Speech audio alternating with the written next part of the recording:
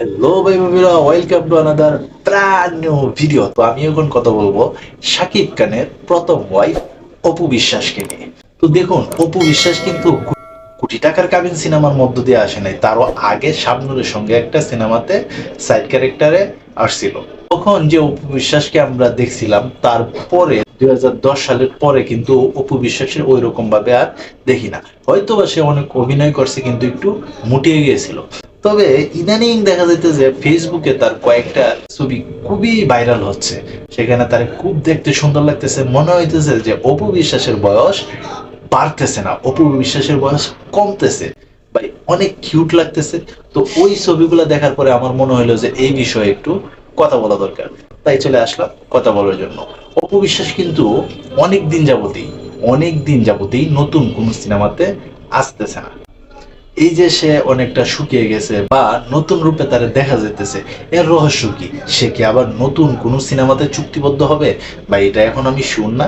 তবে বুবলি এবং অপু বিশ্বাসের মধ্যে সবসময় একটা ফাইট হয়, যেটা কিনা এবারও দেখলাম। অপু বিশ্বাস যখন তার নতুন ছবি ফেসবুকে আপলোড করে, তখনই কিন্তু বুবলি আবার নতুন ছবি তার আপলোড করে। তারা মানে দুই সতীন মিলে আবার একত্রিত ভাবে আবার ফাইট শুরু করে। তো যাই হোক, অপু বিশ্বাস তো তারে বিউটি কুইন বলা হয়। এবং বুবলির যারা ভক্ত আছে তারাও কিন্তু আবার বুবলির নিয়ে অনেক মাতামাতি। তবে ভাই, শাকিব খান ছাড়া বুবলির যে কোনো খাওয়া নাই, এটা কিন্তু প্রমাণিত হয়ে গেছে গা। যে কয়টা সিনেমা করছে শাকিব খানের ছাড়া, প্রত্যেকটাই কিন্তু ফ্লপ হয়েছে, তেমন ভালো ব্যবসা করতে পারে নাই। যেমনটা কিনা করছিল বজগিরি, বীর, ওই সিনেমা যেমন ব্যবসা করছিল, আর কোন সিনেমা তেমন ব্যবসা করতে পারেনি। তার মানে বোঝা যায় যে বুবলি শাকিব খান ছাড়া অচল। তবে যাই হোক, শাকিব খানের আগের বউ এই যে এখন নতুন রূপে হাজির হয়েছে, সেই বিষয়টা দেখে তোমাদের কাছে কেমন লাগছে, তোমাদের কার কি মতামত, অবশ্যই তোমরা কমেন্ট বক্সে জানাইতে পারো।